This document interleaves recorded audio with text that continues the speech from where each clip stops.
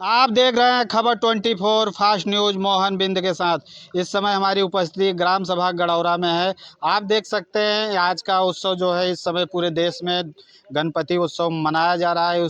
इसी के उपलक्ष्य में यहाँ समाज के कद्दावर नेता हैं। बात करें में हमारे साथ प्रगतिशील मानव समाज पार्टी के युवा नेता हैं। हम इनसे भी जानेंगे कि क्या लग रहा है कि आपकी प्रगतिशील मानव समाज पार्टी कई वर्षों से संघर्ष और प्रयत्न अपने समाज को लेकर लड़ाई लड़ रही है, तो क्या लग रहा है आगामी चुनाव 2027 में क्या लेके चल रहे हैं? सबसे पहले मैं आपको बहुत बहुत धन्यवाद देना चाहूँगा। आपके चैनल को, आपके सभी श्रोताओं को, दर्शकों को बहुत बहुत धन्यवाद देना चाहूँगा कि आप गरीब, मजलूम और मज़दूर की आवाज़ बन के समाज और देश में दिखाने का काम करते हैं। इसके लिए बहुत बहुत धन्यवाद। रहा सवाल कि और आज इस ग्राम सभा गड़ौरा के पवित्र पावन धरती पर, जो कि भदोही विधानसभा और जनपद भदोही के क्षेत्र में आता है, बड़े भाई हमारे परम मित्र संजय बिंद के आवास पर जो ये कार्यक्रम रखा गया है, आए हुए सभी का मैं तहे दिल से हार्दिक स्वागत, वंदन, अभिनंदन करता हूँ। रही सवाल आप राजनीति की बात किए, तो कहा जाता है कि जुट गए तो शेर भी घबराएगा और टूट गए तो गीदड़ भी सताएगा। साथियों, मैं आपके चैनल के माध्यम से बताना चाहूँगा कि प्रगतिशील मानव समाज पार्टी मानवतावादी पार्टी है। एक मानवतावादी विचार लेकर के क्षेत्र में, समाज में, गाँव में दरवाजे दरवाजे जाकर संघर्ष करती है, अपने संदेशों को पहुंचाने का काम करती है। वहाँ पे नारा दिया है कि मानवता की क्या पहचान, मानव मानव एक समान। माननीय राष्ट्रीय अध्यक्ष माननीय प्रेमचंद बिंद जी काफ़ी दिनों संघर्ष कर रहे हैं, लेकिन कुछ समाज के लोग बोलते हैं, समाज के कुछ लोग बोलते हैं कि 20 साल हो गया, 25 साल हो गया, अभी तक आपकी सफलता नहीं मिली। तो मैं उनको एक संदेश देना चाहता हूँ। कहा जाता है कि चमक उठी सन 57 में वह तलवार पुरानी थी। मतलब सन 1857 में आज़ादी की लड़ाई की बिगुल फूकी गई और आज़ादी 1947 में मिली। 1857 और 1947 जो गैप है, 90 साल काफ़ी संघर्ष करने के बाद हमारा देश आज़ाद हुआ। लड़ाई तो और इसके पहले बिगुल फूका गया था, लेकिन असली लड़ाई इसी 90 वर्षों के बीच में हुआ। तो अभी तो प्रगतिशील मानव समाज पार्टी संघर्ष कर रही 25-30 साल हुआ है, लेकिन कामयाबी काफ़ी मिली है। समाज के लोग, अन्य समाज के लोग काफ़ी सहयोग दिए हैं।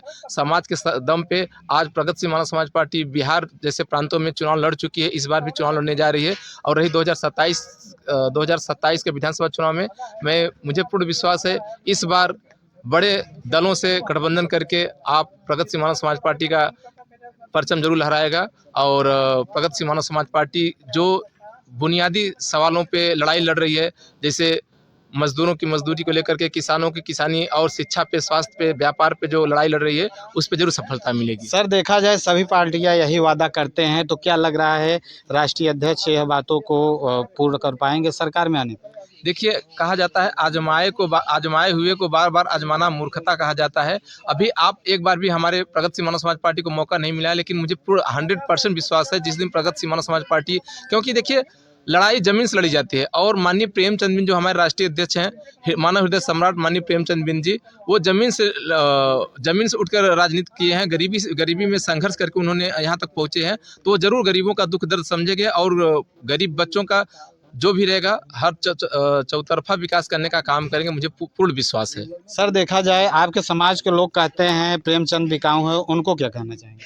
देखिए, कोई सिद्ध नहीं कर सकता, कहने के लिए मुंह बना है, कुछ भी कह दे अलग वाली बात है, लेकिन कोई सिद्ध नहीं कर सकता। मैं प्रूव करता हूँ, आज तक कोई सिद्ध नहीं कर पाया कि माननीय प्रेमचंद बिकाऊ होते तो शायद आज वो भी विधानसभा, लोकसभा उनकी 2-4 सीटें होती। वो अपने जो उनका लक्ष्य है, वो लक्ष्य पे अडिग रहे, चाहे कितनी भी आंधी तूफान आए, वो कभी इधर उधर नहीं हुए। अगर बिकाऊ होते तो शायद आज लखनऊ और दिल्ली में उनका पताका फहरा होता। क्या लग रहा है आपके समाज के संजय निषाद एनडीए में हैं और इस समय मंत्री भी हैं और उनके 2 लड़के भी हैं, तो समाज के नाम पे आपको वो क्या आरक्षण दिलवा पाएंगे?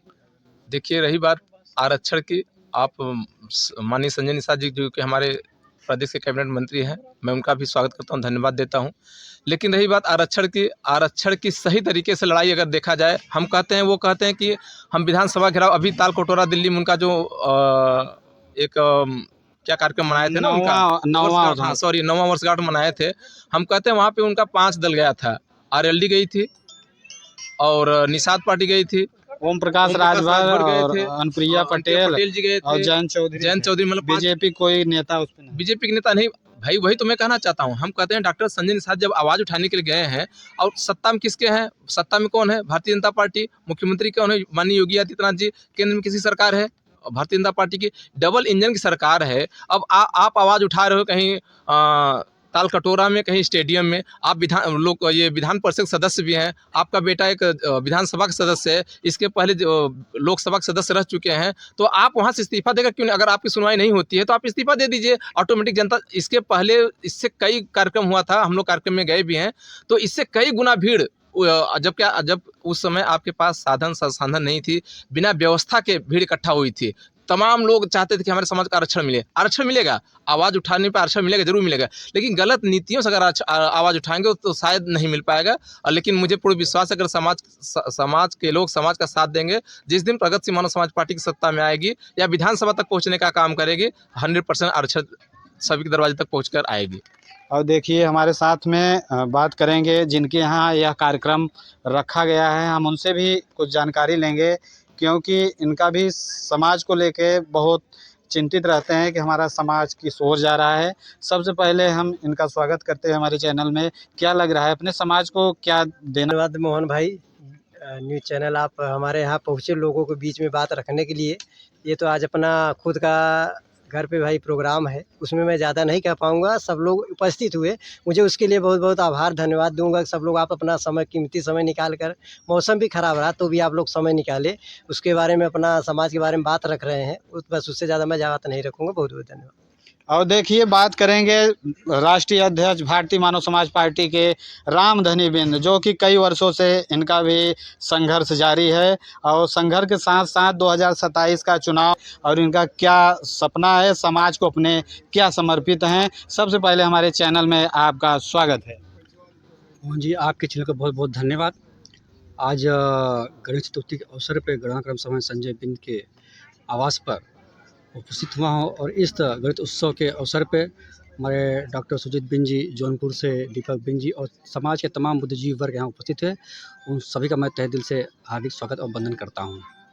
सर देखा जाए, क्या आपने जो पार्टी जैसे कई आपके समाज को लेके चल रहे हैं, सब एक ही मुद्दा है, आपकी क्या ऐसी मुद्दा है समाज को आगे ले जाने का? देखिए, समाज के जो मुद्दे हैं तो उनका आरक्षण मुद्दा है, अनुसूचित जाति का। भारतीय मानव समाज पार्टी का जो मुद्दा है अनुसूचित जाति का नहीं है, वह सामाजिक न्याय समिति रिपोर्ट लागू होनी चाहिए। आरक्षण का वर्गीकरण का हमारा मुद्दा है। मतलब जो लोग कह रहे हैं कि हमें एससी का आरक्षण चाहिए, ये कभी हो ही नहीं सकता, क्योंकि जो एससी के सांसद विधायक जो बैठे हुए हैं वो कभी आपको होने नहीं देंगे, और ये चीज़ लोकसभा से और राज्यसभा से तमाम जगह से पास होता है। लेकिन सामाजिक न्याय समिति रिपोर्ट जो 11 प्रदेशों में लागू है, अगर भारतीय जनता पार्टी, रोहिणी आयोग और सामाजिक न्याय समिति रिपोर्ट राजनाथ सिंह के नेतृत्व में बनी हुई है, यह बीजेपी चाहती है कि मतलब यह सामाजिक न्याय समिति आरक्षण का वर्गीकरण हो जाए। लेकिन भारतीय जनता पार्टी में जो सहयोगी दल जैसे अनुप्रिया पटेल, ये लोग ही नहीं चाहते कि यह सामाजिक न्याय समिति रिपोर्ट लागू हो, क्योंकि इसमें 6, 9, 7, 9 में बिंद, निषाद, राजभर, यही समाज के लोग अधिक आएंगे। और जो सबसे पिछड़ा वर्ग में है, उसमें मौर्य हो जाएंगे, यादव हो जाएंगे, पटेल, उनका नुकसान है। इसलिए वो नहीं चाहते कि यह सामाजिक न्याय समिति रिपोर्ट लागू होना चाहिए। लेकिन हम भारतीय मानव समाज पार्टी में भागीदारी न्याय मोर्चा है, जिसमें राष्ट्रीय उदय पार्टी बाबूराम पाल जी, वीर फुलन देवी जन संगठन के अध्यक्ष रमेश चंद्र निषाद जी, हम लोग 3 लोग 4 लोग हैं, और निरंतर यही मांग कर रहे हैं ताकि ये चीज़ हो जाएगा। अगर ये भी होता है तो भी 9% को अधिकार मिल जाएगा। तो क्या लग रहा है, एनडीए में डॉक्टर संजय निषाद जी हैं, तो क्या आपके समाज को आरक्षण? संजय निषाद की जो नीति और सिद्धांत थे, जब उन्होंने 2014 या से पहले राष्ट्रीय निषाद एकता परिषद बनाया, तो सबसे पहले केवल रामधनी बिंद ने विरोध किया था, कि हम जानते थे कि वो एक ट्रस्ट है, उनके सब परिवार के लोग ही है। और आखिर में वही हुआ, 2017 के अंदर उन्हें पार्टी का गठन किया, फिर उसमें परिवारवाद ही हुआ। और वह दिल से चाहते ही नहीं हैं कि समाज को आरक्षण मिले। वह खाली, जैसे आज भारतीय जनता पार्टी राम के नाम से राजनीति कर रही है, तो हमारे संजय निषाद राज जी के नाम से राजनीति कर रहे हैं। हमारा समाज मासूम है, भोला है और अशिक्षित है, ये समझ नहीं पाता। बड़ी बड़ी बातों में और चिकनी चुपड़ी में समाज मतलब सपोर्ट किया, और अपने मतलब तन मन धन से, यही भदोही, ज्ञानपुर भदोही जिला है, जहाँ से मतलब यहाँ हज़ारों कार्यकर्ता के लोगों ने और जौनपुर के लोगों ने ही डॉक्टर संजय निषाद को ज़मीन से लेकर तक पहुँचाने का काम किया।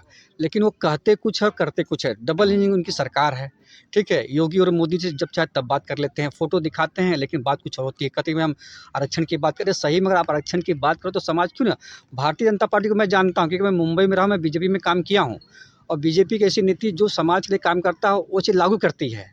लेकिन डॉक्टर संजय निषाद जी आरक्षण के नाम पे सिर्फ समाज को गुमराह करने का काम कर रहे हैं। अभी कुछ दिन पहले गोरखपुर में उन्होंने एक बयान दिया, एक कुंज बिहारी निषाद की वहाँ हत्या हो रही है, लेकिन वो प्रेस वार्ता कर रहे हैं, कहेंगे बीजेपी गठबंधन नहीं तो तोड़ दीजिए। फिर दूसरे दिन उनका बयान आता रहा, वो हमारे बड़े बड़े भाई हैं, हमारा तालमेल रहेगा, ऐसी कोई बात नहीं। जो व्यक्ति अपने जवान पे ही नहीं है तो उसका समाज कैसे विकास करे। अब संजय निषाद जी का समाज जान चुका है।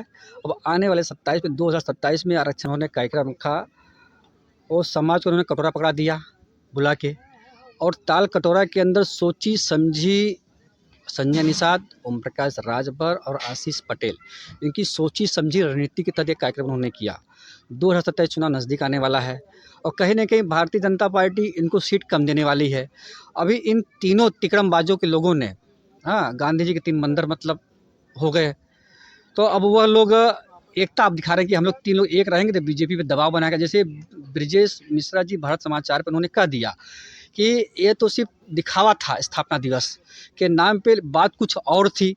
अब इन्हें अपनी ताकत दिखाना है, भारतीय जनता पार्टी पर दबाव बनाना है कि हमें अधिक से अधिक सीट चाहिए। आरक्षण तो एक बहाना है, जब 1 साल बाकी रहता है तब इन संजय निषाद जी को आरक्षण याद आता है। तो यह ताल कटोरा के अंदर सिर्फ ये दिखावा उन्हें बीजेपी को दिखाया कि भाई हम लोग एक हैं और आने वाले समय में अगर आप हमें सीट नहीं दोगे तो भाई हम लोग कुछ अलग स्टैंड अपनाएंगे। सिर्फ दबाव की राजनीति और कुछ है नहीं, इसमें दम नहीं है। देखिए, जिस प्रकार से हमने बताया कि तमाम दल के यहाँ पे नेता हैं और समाज सेवी भी हैं और बिजनेसमैन भी हैं और शिक्षक भी हैं। यहाँ जो मुद्दा रहा है